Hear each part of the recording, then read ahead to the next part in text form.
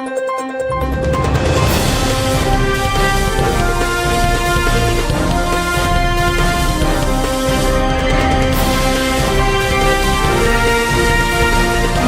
नगरी 24 तास न्यूज, रोखोक बातम्या आणि बरच काही. पेनूरच्या मर्याईवाले समाजातील रशीद निंबाळकर यांच्या रास या मराठी लघुपटाला राष्ट्रीय पुरस्कार जाहीर. देशातील 139 लघुपटांमधून महाराष्ट्रातून निवड झालेला रास एकमेव लघुपट राष्ट्रीय पुरस्कृत. राष्ट्रीय मानवाधिकार आयोग दिल्ली भारत सरकार यांच्याकडून आयोजित करण्यात आलेल्या 9व्या आंतरराष्ट्रीय लघुपट चर्चेत स्पर्धेत रास या मराठी लघुपटाला राष्ट्रीय पुरस्कार जाहीर झालाय. भारतातून एकूण 139 लघुपट आले होते. महाराष्ट्रातून निवड झालेला एकमेव लघुपट रास या चित्रपटाचा राष्ट्रीय पुरस्कार मिळाला आहे. या चित्रपटाचे दिग्दर्शक 26 वर्षीय रशीद उस्मान निंबाळकर हे आहेत.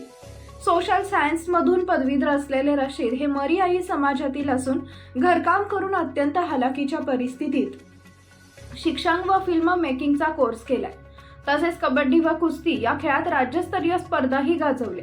याआधी त्यांच्या डमरू या शॉर्ट फिल्मलाही बरेच अवॉर्ड मिळाले. मुंबई येथील 10व्या इंडियन आंतरराष्ट्रीय सिने फिल्म फेस्टिवलमध्ये इरगाल फिल्मला उत्कृष्ट प्रथम पदार्पण दिग्दर्शक अवॉर्ड मिळाला असून global film festival, lift off session film festival, Roshni film festival Aurangabad या ठिकाणी 4 पुरस्कार मिळाले. मर्याईवाले समाजातील नागरिक हे डोक्यावर देव घेऊन भटकंती करणार असून त्यातील एक साधारण कुटुंबातील मुलगा राष्ट्रीय पातळीपर्यंत अनेक पुरस्कारांनी सन्मानित झालेला असून पेनूर गावातील नागरिक त्याचे कौतुक करत आहेत.